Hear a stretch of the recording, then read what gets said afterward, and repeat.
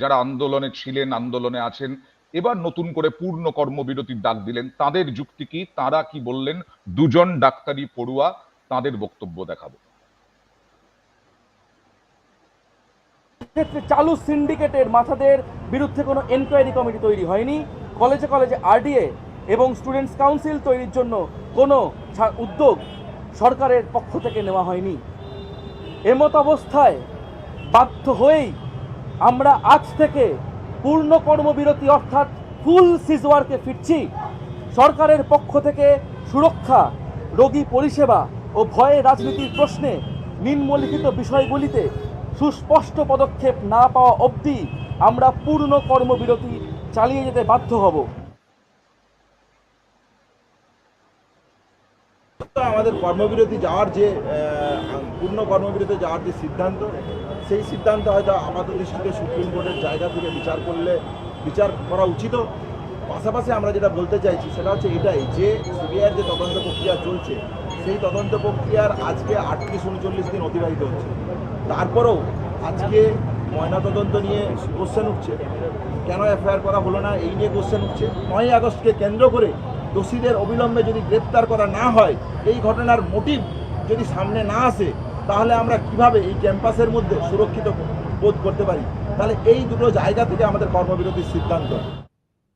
কালকে supreme court জানতে চেয়েছিল, মানে প্রধান বিচারপতি দীপ্তিমান জানতে চেয়েছিলেন ইন্দিরা জয়সিং এর কাছে, যে রাজ্যের কাছে, বিশেষ করে রাজ্য বলেছিল যে রাজ্য তার উত্তরে বলেছিল যে শুধু আপৎকালীন পরিষেবা বা আপৎকালীন পরিষেবায় তারা সেরকম ভাবে যোগ দিচ্ছেন না। ইন্দিরা জয়সিং বলেছিলেন না, আপৎকালীন মানে এমার্জেন্সি পরিষেবায় যোগ দিচ্ছেন জুনিয়র ডাক্তাররা। তখন প্রধান বিচারপতি বলেছিলেন যে তারা কবে ঠিকঠাক ভাবে যোগ দেবেন, মোটামুটি ভাবে 15ই অক্টোবরের মধ্যে যে সিসি ক্যামেরা বসে যাবে তার নির্দেশ দিয়ে দিয়েছেন, এবং প্রধান বিচারপতি বলেছিলেন কাজে যোগ দেওয়ার কথা। কিন্তু তারপরেও তো এরকম পূর্ণ কর্মবিরতি, এর আগে আমরা দেখেছি যে সুপ্রিম কোর্টে শুনানি চলছে এবং দেশের একটা আইন আছে, সেই আইন অনুযায়ী আদালত যা করার করবে। অয়ন, আমি একটা কথা যোগ করতে চাই, সেটা হচ্ছে তার মানে জুনিয়র ডাক্তারদের আইনজীবী ইন্দিরা জয়সিং সুপ্রিম কোর্টকে ভুল তথ্য দিয়েছে। সুপ্রিম কোর্টকে উনি যা বলেছেন তার 24 ঘন্টার মধ্যে জুনিয়র ডাক্তাররা সেটা করেন। সেটা তাদের সিদ্ধান্ত যে সুপ্রিম কোর্টে ইন্দিরা জয়সিং কেন ভুল তথ্য দিলেন। এবং দ্বিতীয়ত, যে সুপ্রিম কোর্টের যে নির্দেশের অনেক আগে প্রথম শুনানির দিনই সুপ্রিম কোর্টের মাননীয় প্রধান বিচারপতির নির্দেশ ছিল যে কাজে ফিরতে হবে। সেটা কিন্তু গত 15 বা 20 দিন ধরে জুনিয়র ডাক্তাররা সুপ্রিম কোর্টের নির্দেশকে, ভারতবর্ষের সর্বোচ্চ আদালতের নির্দেশ। দীপ্তিমানের কাছে আসবো।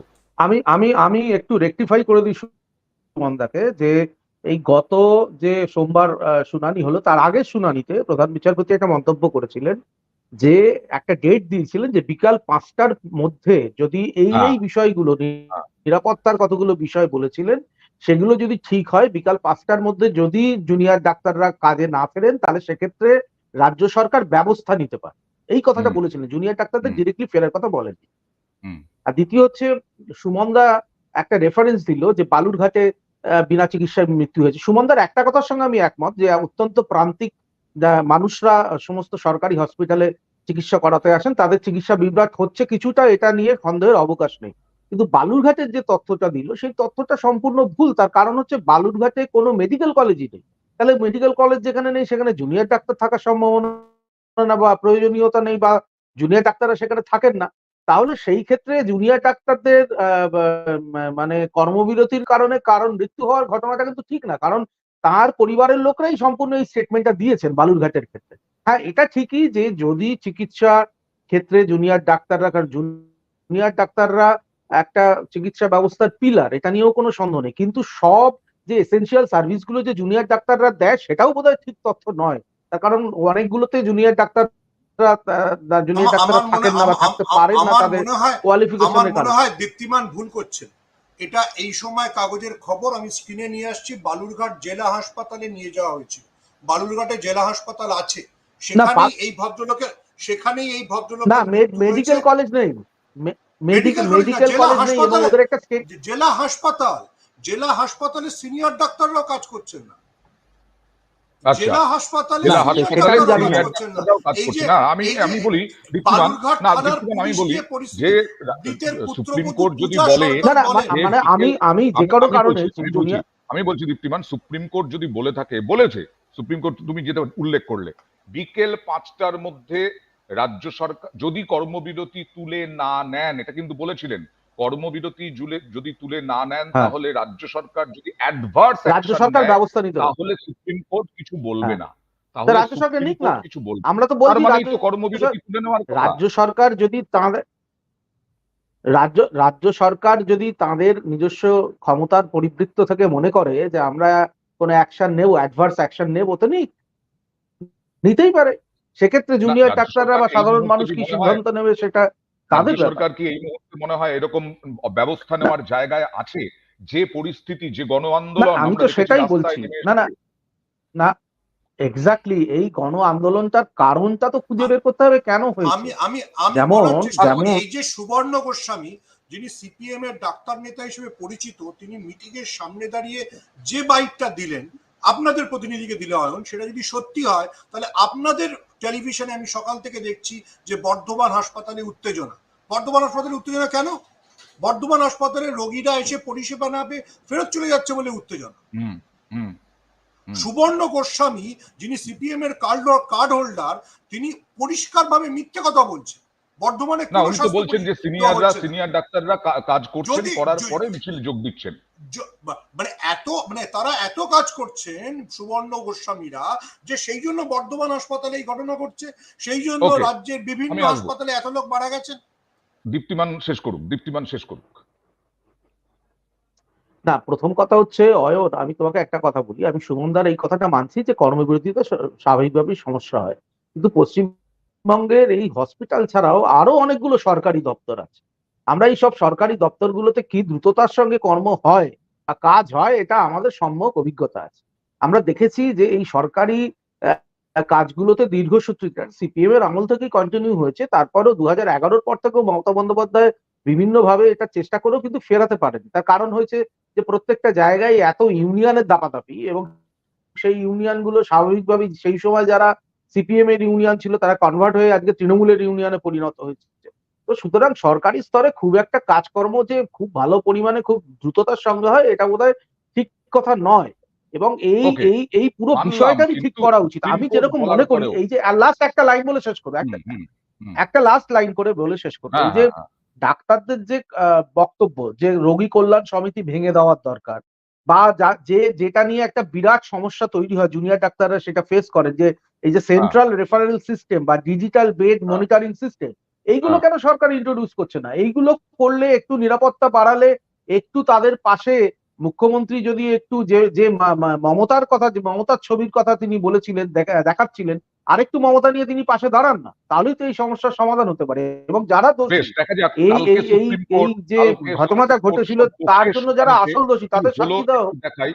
কারণ প্রশ্ন উঠছে যে সুপ্রিম কোর্টের নির্দেশ, সুপ্রিম কোর্টের পর্যবেক্ষণের পরেও এরকম কোন আন্দোলন থেকেছে কিনা এই গণতান্ত্রিক দেশে, একটু দেখাই কালকে সুপ্রিম কোর্টে কি শুনানির পর্যায়ে হয়েছে। আরজি করে মহিলা চিকিৎসকের ধর্ষণ, খুন, অভিযোগ পুলিশের আগেই সেমিনার হলে পৌঁছে যান অনেকে। এ নিয়ে সুপ্রিম কোর্টে সরব চিকিৎসকদের আইনজীবীরা। সোমবার সুপ্রিম কোর্টের শুনানিতে জুনিয়র ডাক্তারদের আইনজীবী ইন্দিরা জয়সিং বলেন, পুলিশ পৌঁছানোর আগেই 4 জন ডাক্তার সেমিনার হলে পৌঁছে যান। তাদের অনেকেই সেদিন আরজি করে ডিউটিতে ছিলেন না, কয়েকজন আবার মেডিকেল কাউন্সিলের নির্বাচিত সদস্য।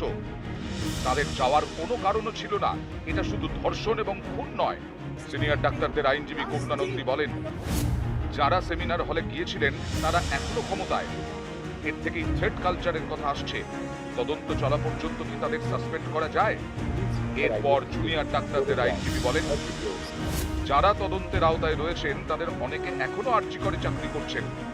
তদন্ত শেষ হওয়া পর্যন্ত কি তাদের সাসপেন্ড বা ছুটিতে পাঠানো যায়? প্রধান বিচারপতি ডিওয়াই চন্দ্রচূড় বলেন, কোন কোন ক্ষমতাশালী ব্যক্তি এখনো চাকরি করছেন তাদের তালিকা দিন। রাজ্য পদক্ষেপ করবে, তার আগে তথ্য থাকা দরকার। রাজ্যের আইনজীবী রাকেশ দ্বিবেদী বলেন, 5 জনকে সাসপেন্ড করা হয়েছে। এরপর প্রধান বিচারপতি বলেন, এটা যদি বৃহত্তর ষড়যন্ত্র হয় তাহলে সেটাও আমাদের দেখতে হবে। তখন রাজ্যের আইনজীবী বলেন, ক্ষমতাশালীদের নাম জানা সিবিআই, প্রয়োজন হলে ব্যবস্থা নেওয়া হবে। এরপর প্রধান বিচারপতি বলেন, ক্ষমতায় থেকে যারা তদন্তকে প্রভাবিত করার চেষ্টা করছেন তাদের বিরুদ্ধে ব্যবস্থা নেওয়ার চূড়ান্ত সিদ্ধান্ত নেবে রাজ্য সরকার। সিবিআই এ বিষয়ে রাজ্যকে সাহায্য করবে। ক্ষমতাশালী ব্যক্তির তথ্য পেলে রাজ্যকে জানাবে CBI. There are serious allegations of misdemeanor in the medical college and hospital are still occupying positions of responsibility. The status report which has been submitted by the CBI indicates that several of these aspects are still under investigation. The submission of the doctors to the effect that the persons in positions of responsibility at the medical college and hospital should either be suspended, directly proceed on leave, is a matter which will require examination by the state government as the appointing and disciplinary authority. আরজি করে মহিলা চিকিৎসকের ধর্ষণ, খুন এ নিয়ে জোর শোরগোল। নির্যাতনার বিচার এবং নিরাপত্তার দাবিতে পথে নামেন জুনিয়র ডাক্তাররা। জল গড়ায় সুপ্রিম কোর্টে। চিকিৎসকদের নিরাপত্তা নিশ্চিত করার নির্দেশ দেয় শীর্ষ আদালত। এদিনের শুনানিতে প্রধান বিচারপতি জানতে চান, রাজ্য কি কি করেছে, সেই কাজ কতটা এগিয়েছে। রাজ্যের আইনজীবী রাকেশ দ্বিবেদী জানান, 26% সিসি ক্যামেরা লাগানো হয়েছে, কাজ শেষ করতে আরো কিছু সময় লাগবে। তখন প্রধান বিচারপতি জানতে চান, এত ধীর গতিতে কেন কাজ চলছে। রাজ্যের আইনজীবী বলেন, বন্যার জন্য কিছু সমস্যা হয়েছে, 15ই অক্টোবরের মধ্যে সব কাজ শেষ হয়ে যাবে। পরবর্তী শুনানিতে ন্যাশনাল টাস্ক ফোর্সের যে রিপোর্ট, যে তাদের যে প্রাথমিক রিপোর্ট এসেছে, সেই রিপোর্টও কিন্তু তলব করেছেন প্রধান বিচারপতি ডিওয়াই চন্দ্রচূড়ের বেঞ্চ।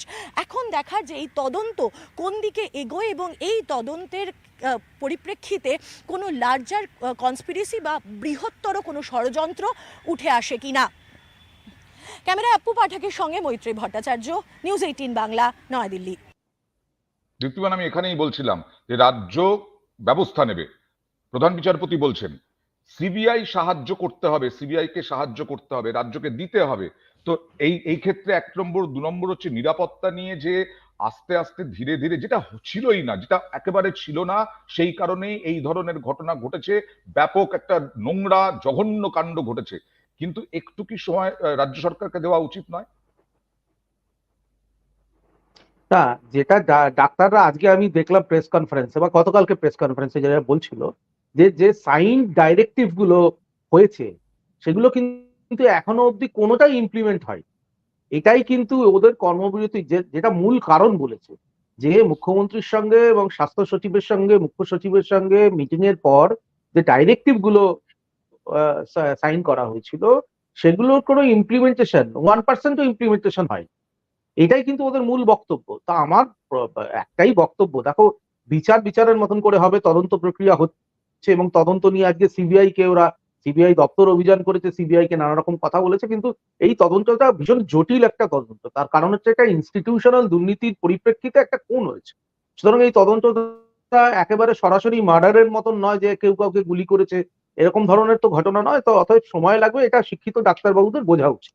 এবং এর পাশাপাশি আমার মনে হয় রাজ্য সরকার অন্তত তাদের যে মূল দাবিগুলো আছে সেই মূল দাবিগুলোকে একটু সহনশীলতার সঙ্গে দ্রুত যদি কমপ্লিট করতে পারে, তাহলে কিন্তু এই পশ্চিমবঙ্গের, এটা আমি একদম ব্যক্তিগতভাবে বিশ্বাস করি যে এইরকম কর্মবিরতি এটা কোনো রাজ্যের ক্ষেত্রে, কোনো দেশের ক্ষেত্রে একটা সুস্থ ছবি নয়। অতএব এইখান থেকে ডাক্তারদের বেরিয়ে আসা উচিত, কিন্তু তার পাশাপাশি ডাক্তারদের নিরাপত্তাও সুনিশ্চিত করা উচিত। অতি দ্রুত যে সাইন ডাইরেক্টিভ গুলো নিয়ে তারা মিটিং করে বেরিয়েছিল সেইগুলো দ্রুত ইমপ্লিমেন্ট করা উচিত বলে আমি ব্যক্তিগতভাবে মনে করি। সুমন দা, এটা তো ঘটনাই যে নিরাপত্তা সংক্রান্ত বিষয়, সেই নিরাপত্তা সংক্রান্ত বিষয় নিয়ে যথেষ্ট উদ্বেগের কারণ এত বড় ঘটনা ঘটে যাওয়ার পরেও সাগর দত্ত মেডিকেলে তাদেরকে নিগ্রহ করা হলো, মারধর করা হলো, গালিগালাজ করা হলো পুলিশের সামনে। ন্যাশনাল মেডিকেলেও একই ঘটনা ঘটলো। তাহলে নিরাপত্তার দিকটা তো ভাবতেই হবে জুনিয়র ডাক্তারদের। নিশ্চয়ই। আবার আমি প্রথমেই যেটা বলেছি, আমরা সবাই আরজি করে নির্যাতিতার বিচার চাই, জুনিয়র ডাক্তারদের সুরক্ষা চাই, কিন্তু সেটা একটা কন্টিনিউয়াস প্রসেস। তার জন্য রাজ্যের হাসপাতালগুলোতে যে মানুষরা আসেন, আপনি তাদের চিকিৎসা সেবা থেকে বঞ্চিত করবেন, এটা কোনো কাজের কথা হতে পারে না। এবং সুপ্রিম কোর্টের নির্দেশের পর যদি দীপ্তিমান ব্যক্তিগত হিসেবে বলেন, তাহলেও ভালো। যদি বিজেপির মুখপাত্র হিসেবেও বলেন, আমি আপনাকে খুব বিনীতভাবে মনে করিয়ে দিই, পাশের রাজ্য উড়িষ্যায় নার্সরা ধর্মঘটে যাবে বলেছিল, যেখানে বিজেপি ক্ষমতায়, সেখানে বিজেপির সরকার এসমা অর্থাৎ এসেনশিয়াল সার্ভিস অ্যাক্ট প্রয়োগ করে দিয়েছে। উনি যে বামেরা, যে সুবর্ণ গোস্বামী, যে সুবর্ণ গোস্বামী যখন ডাক্তার হয়েছিলেন, তখন যে জুনিয়র ডাক্তারদের আন্দোলন হয়েছিল 1983-তে, জুনিয়র ডাক্তারদের আন্দোলন ভাঙার জন্য জ্যোতিবাবু এসমা প্রয়োগ করেছিল। তো তৃণমূল সরকার তো এসমা প্রয়োগ করেনি, তৃণমূল তো সময় দিচ্ছে।